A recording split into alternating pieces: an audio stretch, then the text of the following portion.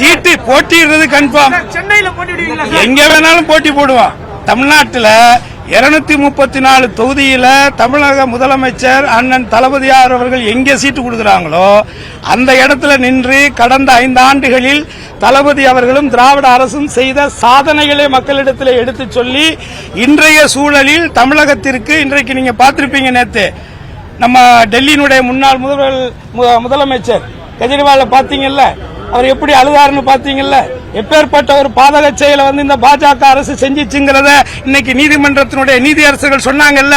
தனக்கு பிடிக்கல, தான் நினைக்கிறத சாதிக்கணும்னா ஒரு அப்பழுக்கற்ற மனிதர்கள் மீது அபாண்டமான பொய் வழக்குகளை புனைந்து அதுவும் சிபிஐ மாதிரியான ஒரு தனி நிறுவனத்தை தன்னுடைய அரசியல் சூழ்ச்சிக்கு பயன்படுத்துற ஒரு படுபாதகத்தை அவங்க செஞ்சிருக்காங்க.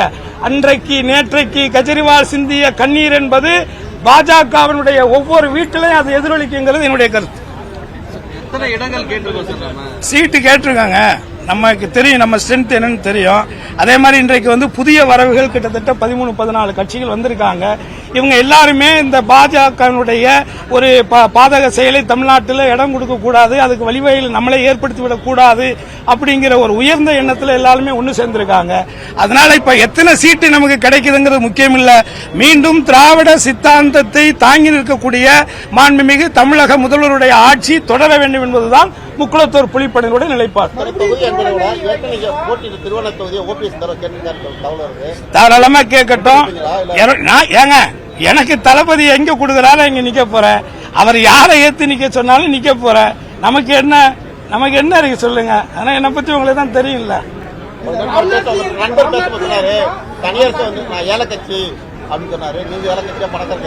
நான் ஏழையா பணக்காரனாங்கிறது முக்கியம் இல்ல. மனசால் நான் மிகப்பெரியவன், பறந்தவன். அதனால தேர்தலுக்கு பணங்கிறது தேவைதான், அது இல்லைன்னு சொல்லல. அது மக்கள் பாத்துக்குவாங்க. ஏன்னா நான் மக்களுக்கான போராளி தான், மக்களுடைய எதிர்காலத்திற்காக போராடக்கூடிய குரல் கொடுக்கக்கூடியவன் தான்.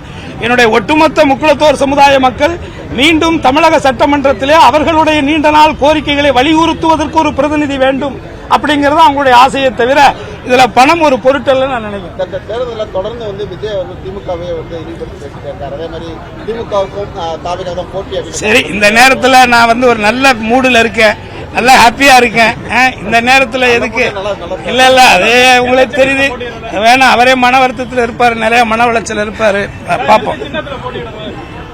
சின்னம் தளபதியோட சின்னம் தான். அதுல வெற்றி சின்னத்துல நிக்க முடியும், தோக்குற சின்னத்துல போய் நிக்க முடியாதுல்ல.